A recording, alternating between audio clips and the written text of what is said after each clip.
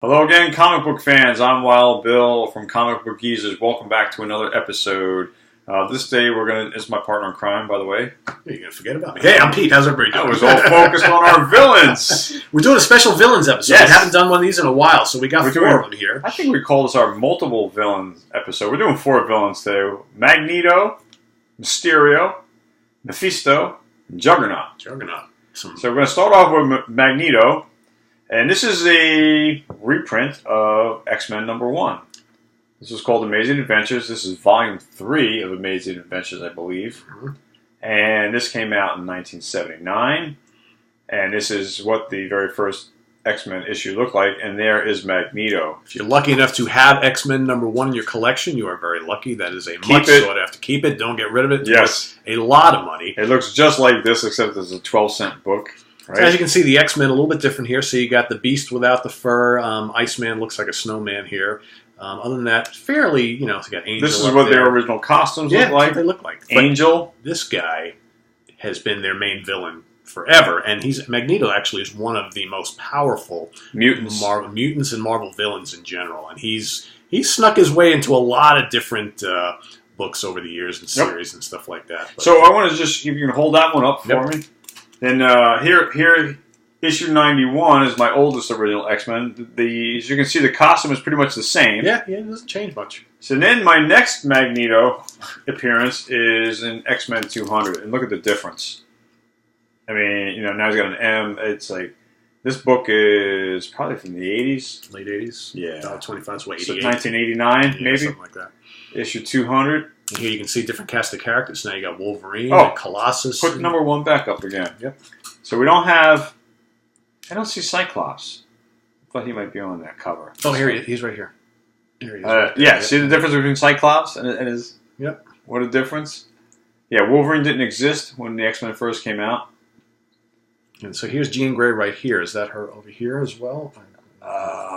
Guessing. I don't know. I was never really a big X-Men fan. And that's basically... You have any Magneto? Yeah, so what I wanted to show, because again, we mentioned that he popped up all over the place. So here he is in 4, or Journey into Mystery #109.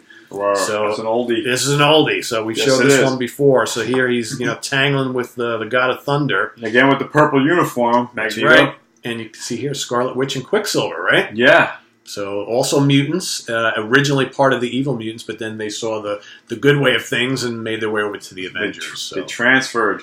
But Magneto, we know his powers, right? He controls all things metal. Magnetically, yes. Yes. So very, very popular. Just as powerful. Him and Dr. Xavier are probably the 2 strongest mutants. Yes, absolutely. So our next villain is Mysterio. I'm sorry, Mysterio. Mysterio. Jump in the gun. Why don't you go first? Your book's older. Okay, all right. So Mysterio, a big-time villain of Spider-Man, going way back into, I think, the teens, right? I think the early issues of Spider-Man pre-20. I don't have the original. Mysterio was kind of like a Hollywood prop guy or something. Yeah, basically.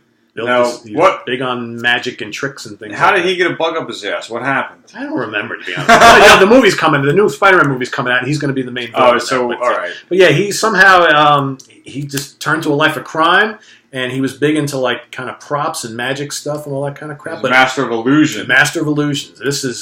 I just got this recently. This is a great cover. Great cover, and in great shape. And I mean, that costume is just awesome. I always like Mysterio. And this is really his eyes. Right. I mean, they're supposed to be. His eyes obviously are behind the bubble. The bubble, but yeah. So this was, I believe, the 2nd or maybe 3rd appearance of him. Okay. Yeah, and then he was back again. For this is another great cover. Yeah, this I've had this for a long time. For Jesus, since I love that. Those are his hands. Yep. Right. You can tell this book is not in great shape, but it's been in my still collection better for than years. I don't have it. It's nice. Now, so I'm 53, so this has probably been in my collection for about 49 years. Okay. Something like that. So, great stuff. Then he stays in Spider-Man, issue 141. And as this issue has got a cast of different villains, but we're going to focus on Mysterio. If I remember correctly, they were all illusions, right? That he they didn't just come out of the woodwork to team up with him. Although he was a member of the Sinister Six, if I remember correctly. Mysterio? Yeah. Okay. So the next issue, one of my favorite Spider-Man covers. Yeah, that's a good one. A great one. He tries to shoot him in the head with the web. No head there. Takes the head off. Sucker. Fooled your Spidey. And then Mysterio doesn't make... That's issue 142. And it takes almost 57 issues later, 56 issues later, 56 issues later. Here he is in 198. And this story carries over into issue 199. And he has been kind of non-existent for a long time after it, right? I mean, a very underutilized villain, I think. I don't remember, and I went through my whole collection last night, my Spider-Man. He is not in anything between issue 200 and 300. Yeah. Not in one of them, and he should have been. I think he showed up in Daredevil at some point later on, but again, a really cool villain. That just Mysterio is this, we don't have a lot on Mysterio, but that's pretty much covers Mysterio, but a great character, and we kind of wanted to bring him into the forefront. Next is Mephisto. A really powerful villain. Almost like Satan. Basically like Satan. But again, didn't appear, a lot of these villains we're talking about were not like household names other than Magneto, but Doctor Doom and Galactus, all these guys, Doc Ock popped over everywhere. These guys really didn't, but they made a big impact. They were kind of like the ace up the sleeve. Yeah, exactly. Hidden, they would use them sparingly, but when they did, they made a big impact. So he shows, here he is in Silver Surfer. Silver Surfer number 3. So, when they launched Silver Surfer's, new series, he became like the big baddie for, because obviously they didn't want to go too far into the Galactus connection because they already did that in Fantastic Four. So Mephisto became like Silver Surfer's big baddie in his first run. So now, the Mephisto, do you know if he showed up where he first showed up? Was it Silver Surfer? Fantastic Four, honestly, Thor. I don't remember. I think it was here. Starbucks. I think it was just kidding. It's a joke. I think it was here, if I'm not mistaken. I believe it was in Silver Surfer, quite possibly in Fantastic Four. But he made a big impact here in Silver Surfer. Here he pops up again. What's it? 16. I need that one. Yeah, this is a good one. This is a great battle scene. Yeah. Great character. And then he also popped into Thor for a number of issues. This is number 205, so 20 center, so that's probably 72, 73. So there I had this book and I didn't even think about it. It's a good call that you brought it. Gil Kane cover right there, so a good one. And then back in 1982, Stan Lee and John Byrne, thank you. One issue only, Silver Surfer. Yeah, that's a nice one. And we've shown this off before in our Silver Surfer episode, which you should watch if you haven't seen it. And I just want to show you some of the splash pages. Yeah, some good artwork here. Mephisto battles the Silver Surfer, and if you watch our Silver Surfer episode, I've talked about this book, but I didn't talk about what was inside with the story. What makes this book unique for Silver Surfer collectors is that in this issue, Reed Richards has a machine that he shoots into outer space that weakens the barrier that is enslaving the Silver Surfer on Earth. So when Reed Richards fires this machine, this ray gun, up into Earth's orbit, the Silver Surfer goes into full blast speed and breaks the barrier and is free. And he surfs his way back home to his planet. And when he gets there, he gets attacked by his people. Because in this story, he is responsible for turning on the Galactus, and Galactus devastates his planet. And when he gets there, of course, he wants to find his woman.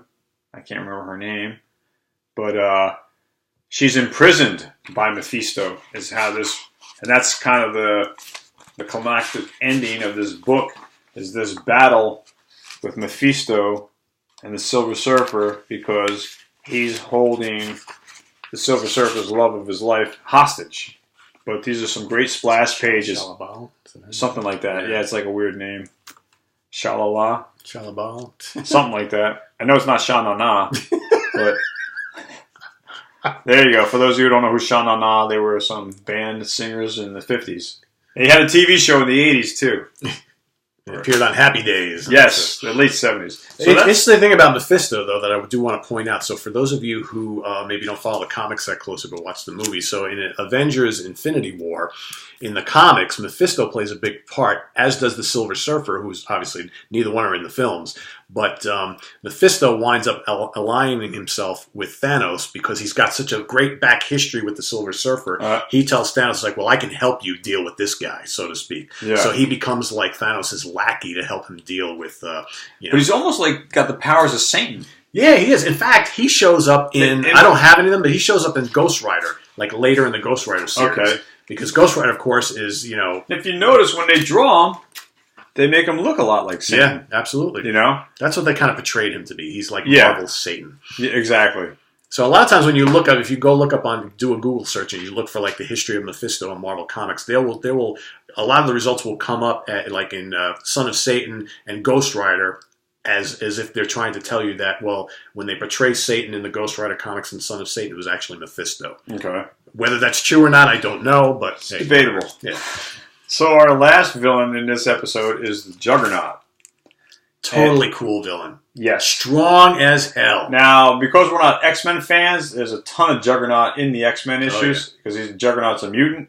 But what's ironic about this Incredible Hulk issue is they're actually like teammates, as you can see on this cover. Yes, yes. But Juggernaut also, I never really got introduced to Juggernaut, obviously through the Hulk, but also through my my Spider-Man collection. And Spider-Man has a tough time with Juggernaut. And they say that Juggernaut is one of the most powerful villains from a brute strength standpoint, rivaling, I think, close to the Abomination. Okay. That's pretty strong. Yes. Right? Well, they made him like one of the strongest in those X-Men movies when he was locked up. Yeah. And they freed him. Was it the third issue? Third movie? Yeah, I think so, yeah. Last Stand, X-Men Last Stand, which a lot of people don't like. I like it. I liked it. Yeah. I thought it was okay. That's a pretty intense cover. Up close and personal. They make him look really big, don't they? Yeah. I don't think, that's a great cover. And later on, when neither one of us had any of the issues, but later on, Juggernaut became a pretty popular foe of Thor. I think in what we were looking at, the 400s and stuff, he fought Thor a ton of times. So in the late 80s, early 90s, he was showing up a lot. And again, that makes sense, right? Because, like I said, Juggernaut's pretty damn strong, pretty powerful mutant, powerful. Especially, I thought there were more issues where he went against the Hulk, but it's just this one because I checked my collection last night. Herb Trimpe artwork there, yes. I see. Yes. Love it. Awesome artist. One of my favorite Hulk artists, Herb.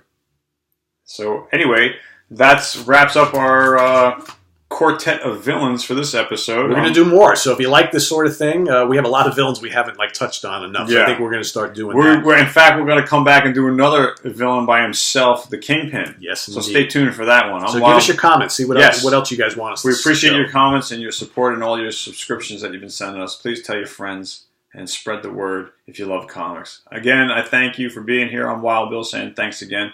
We'll see you next time. And I'm Pete. See you soon. Take care. All right, take it easy.